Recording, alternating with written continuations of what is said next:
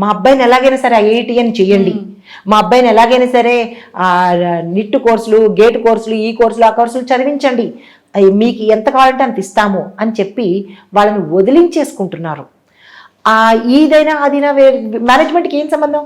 పోతే పిల్లవాడు పోతాడు, ఇంకోడు వస్తాడు, వీళ్ళకేం నష్టం లేదు కదా, మాస్టర్కి ఏం నష్టం లేదు కదా, అంతసేపు కూర్చుంటాడు, చదవరా అంటారు.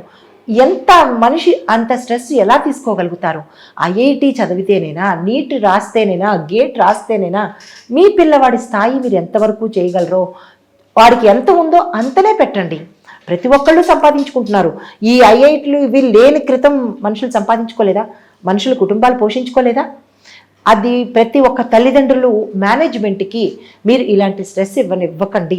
ఎందుకు అంటే మీ పిల్లల్ని మీరు కోల్పోవలసి వస్తుంది.